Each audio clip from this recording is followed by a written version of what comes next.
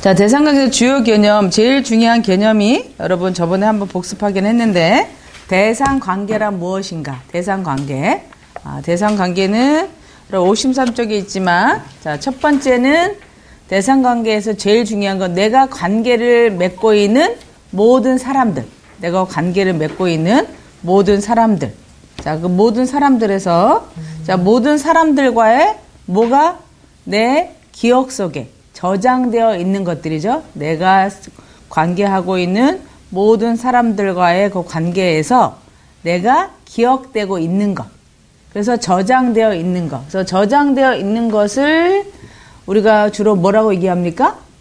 표상. 표상이죠. 표상. 그러니까 내가 중요한 사람들과의 관계 속에서 어떻게 상호작용을 했고 또 그 사람에 대한 이미지가 있고 또 그 사람에 대한 어떤 이 긍정이냐 부정이냐 정서가 나한테 저장되어 있는 것.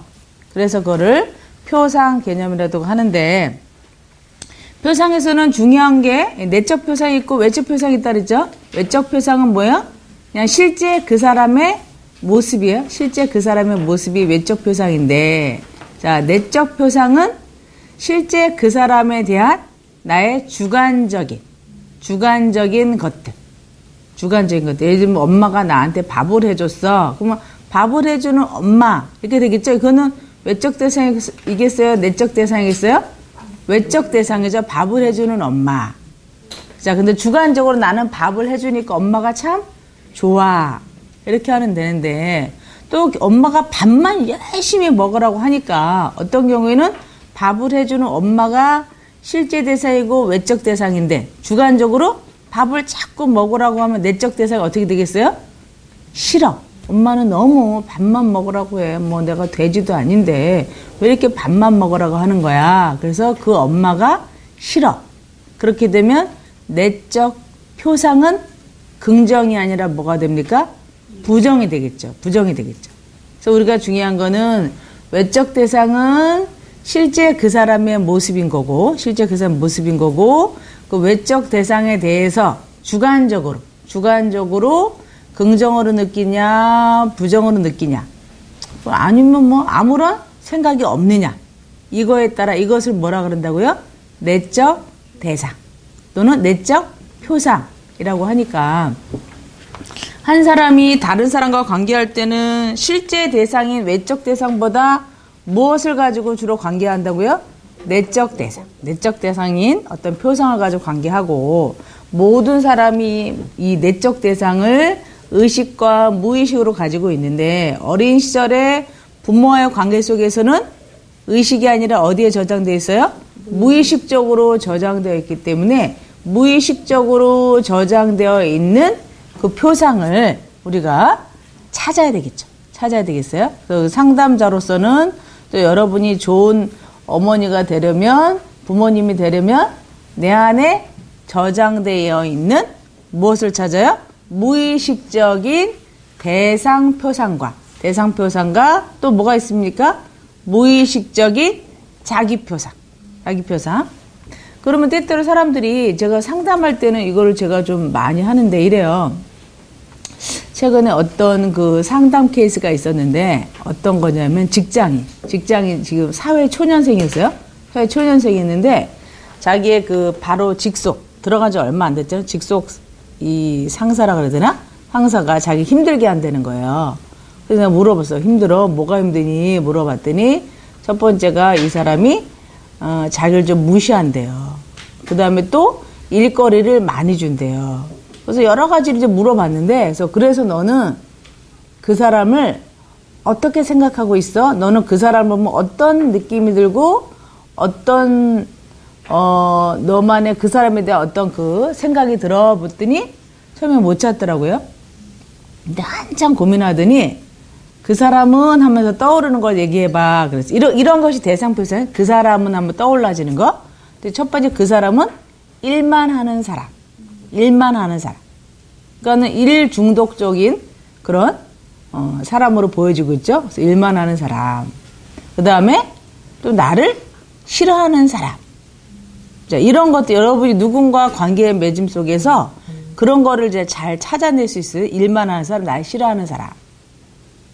근데 이제 진짜 핵심은 나중에 나와요. 그래서 항상 처음에 나온 거는 피상적인 표상이고요. 좀 자세히 들여다봤더니 어떤 생각을 가지고 있냐 했더니 그 사람과의 관계 속에서 좀 더 찾아봐 그랬더니 그 사람은요 내가 할 수 없는 일만 시켜요 그러는 거예요. 내가 할 수 없는 일만 시켜요. 제가 그 얘기를 딱 듣는데 가슴이 좀 먹먹해지면서 여러분 생각해보세요. 이거 사회 뭐라고요? 초년생인데 사회 초년생인데 앞에 것보다 이게 훨씬 더 강력하죠? 그죠? 앞에 거는 뭐 일만 잘하든지 뭐 나를 싫어 이거는 사라지고 뭐가 크게 남아요? 그 사람은 내가 할 수 없는 일을 시키는 사람. 자, 얘가 지금 뭐라고요? 사회 오래 다녔어요? 처음 다녔어요? 얼마 안 다녔잖아요. 2달밖에 안 됐는데 이게 회계 쪽 일을 하는데 굉장히 어려워요. 하는데 내가 할 수 없는 일을 시키는 사람. 자, 그래서 이건 대상표상. 자기표상. 자기표상에 따라서 얘가 이 적응 방식이 달라지죠.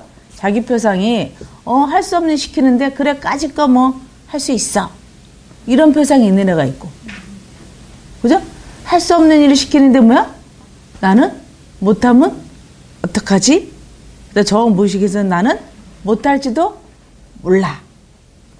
이렇게 되면 얘가 심리적으로 굉장히 큰 좌절을 겪겠죠. 근데 얘가 나한테 상담하러 온 거 보니까 이런 게 봐. 이게 이 대상관계에서는 이제 민감성이 굉장히 중요하다 그랬잖아요. 얘가 말은 뭐라 그래요? 제가 야근하면 할 수 있어 그러더라고요.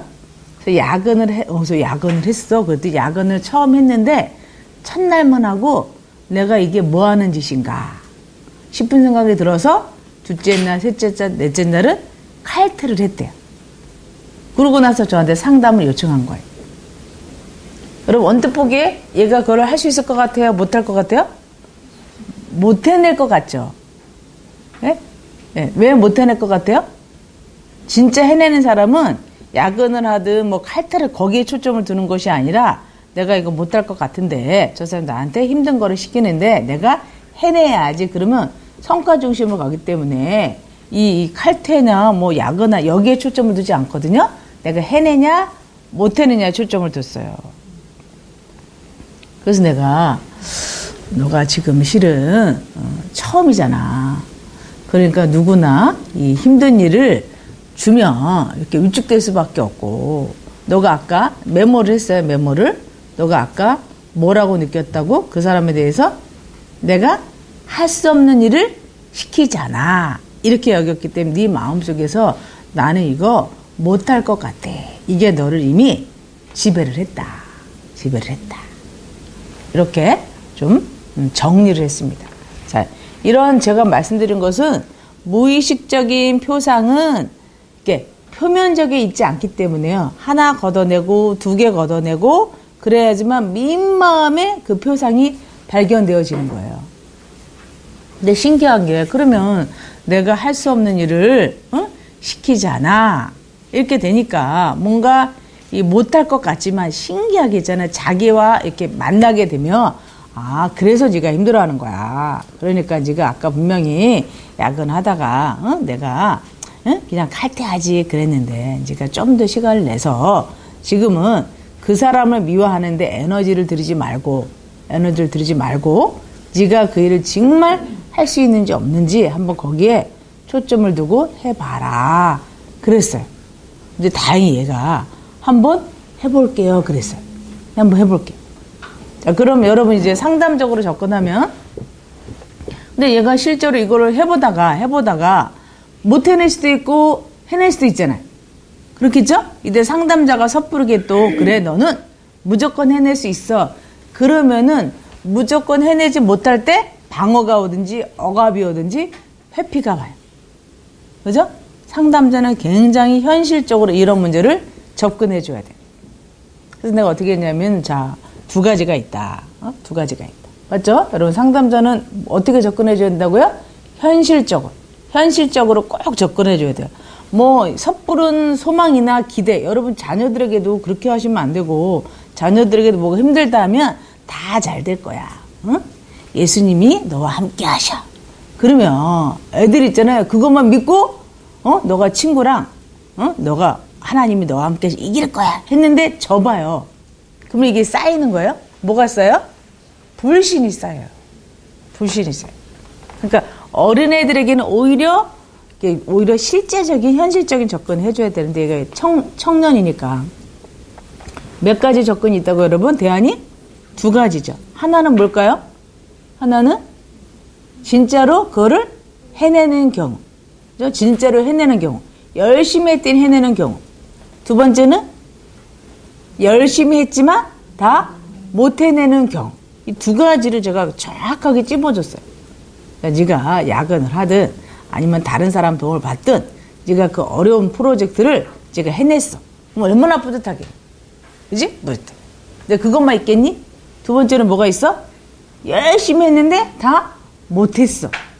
자, 이런 경우에는 그래도 네가 회피하지 않으면 윗사람한테 내가 열심히 했는데요. 좀 최선을 다해봤는데요. 이건 너무 어려웠어요. 라고 네가 너에 대한 자신감을 가지고 얘기하면 그 사람도 네가 솔직하게 얘기하는 거 보고 그래? 그럼 일을 좀 줄여주든지 아니면 가르쳐주든지 할 거야. 그랬어요. 그러고 나서 이제 사실 이제 시간이 상담 시간이 오버가 돼갖고 내가 뒤에 약속이 있어갖고 그 다음 거는 이제 교회 청년이라 토요일 날 만났거든요. 내일 만나서 다시 의논하자 그랬거든요.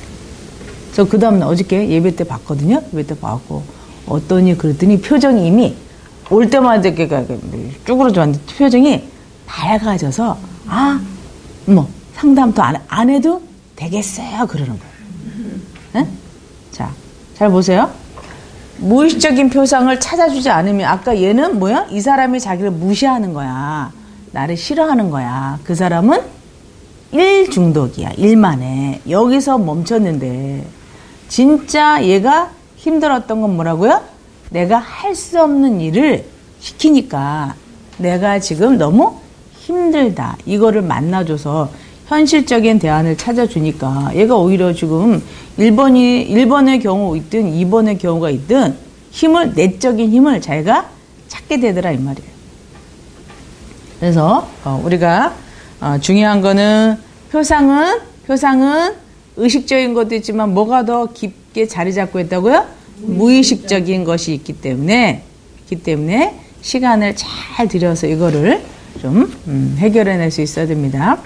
그 다음에 제가 저번 주에 이 대상관계에서 중요한 두 가지 해결해야 될 게 뭐가 있다 그랬죠? 우리가 두 가지를 해결해야 된다. 그렇죠. 잊어먹지 말아주세요. 대상관계에서는 누구나 대상관계에 뭐가 있다? 왜곡이 있다. 꼭 그렇게 왜곡이 있다. 내가 우리 엄마에 대해서든 아빠에 대해서든 우리 자녀에 대해서든 엄마는 문제야 라고 하는 것, 아빠는 좋은 사람이야 라고 내가 만약에 생각하고 있다면 그 모든 것은 이미 내가 왜곡을 만들어놨어요. 저 같은 경우에도 우리 아빠 같은 사람은 다 싫었다 이 말이에요. 그죠? 우리 아빠 같은 사람.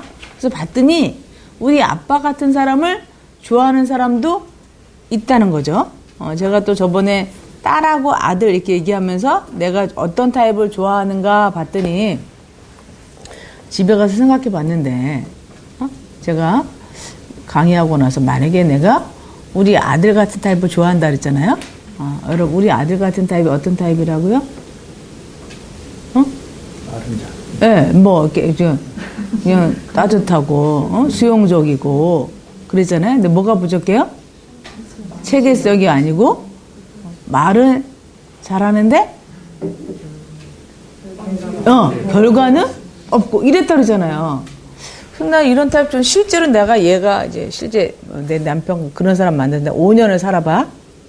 그럼 이 사람 좋겠어요? 싫겠어요? 싫은 거죠. 아니 왜 저 인간은 이렇게 미안해 여보 이렇게 걔 인간성이 좋단 말이에요. 얼마나 사교적이고 인간성이 좋은데 매일마다 뭐야? 이거 해줄래? 안 해줄래? 해줄게! 그랬는데, 안 해줘봐. 그럼 내가 얼마나 또, 한마디로, 이제, 이, 뿔딱지가 나겠어요? 그러니까 이처럼, 내가 이거는 참 좋다고 해도, 우리는 그 좋은 게 전부가 아니고, 싫다고 해도 그 싫은 게 전부가 아니니까, 대상관계에서는 항상 왜곡과 투사를 해결하고, 어떤 관점으로 봐야 된다고요? 통합적. 전체적으로 봐야 돼. A가 좋은 게 좋은 것이 아니고 B가 나쁜 게 나쁜 것이 아니라 A 안에도 또 다른 좋은 것이 있는지 찾고 B 안에도 나쁜 것 안에도 좋은 것 안에도 또 안 좋은 게 있는지 통합적으로 접근할 때 자, 그것이 무엇이 생겼다고 하는가? 그럴 때 무엇이 생겼다 그래 우리가? 항상성이 생겼다고 하죠. 자, 항상성이 생겼다고 하는 것을 페이지로 쭉 넘어가서 보겠습니다. 항상성이 생겼다는 게 무엇인가. 자, 84쪽에 보면은 대상 항상성이라고 나옵니다. 대상 항상성.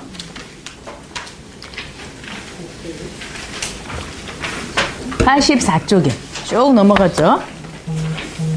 대상 항상성. 여기 보면은 대상에 대해서 항상성 84쪽이에요. 항상성, constancy. 이게 일관성하고 연관되어 있어요. 인관성하고 일관성. 그러니까 대상에 대해서 일관적으로 보는 거예요. 일관되게. 자, 그럼 대상 항상성이 생기면은 먼저 긍정적으로 그 사람을 봅니다. 긍정적으로 보기 때문에 긍정적인 정서가 그 사람에게 부여가 되고, 그래서 그 사람에 대해서 어떻게 보면 일관되게 저 사람은 긍정적으로 봤을 때 전체적으로 괜찮은 사람이야. 이게 뭐라고요? 대상 항상성. 자, 그러면 대상 항상성이 생긴 아이는 기본적으로 무엇을 보고 사람을 본다고요? 긍정적으로 보는 거야. 긍정적으로 보고, 그 다음에 어떻게 봐요? 일관되게 보기 때문에 그 사람이 좀 마음에 안 들어도 어떻게 봐요? 괜찮은 사람이구나. 이렇게 보는 게 바로 대상 항상성이에요. 자, 그러면 대상 항상성이 생기려면 자, 어떤 것이 필요하냐? 타자가 나를 어떻게 대해줄 때? 긍정적으로 대해질 때. 그러니까 대상 표상은 대상에 대한 표상이지만 내가 생기는 게 아니죠. 나 스스로 만들어내는 것이 아니라 누가 만들어줄 때? 다른 사람이 나를 일관되게 잘 대해줄 때 대상 항상성이 생기는 거예요. 대상 항상성.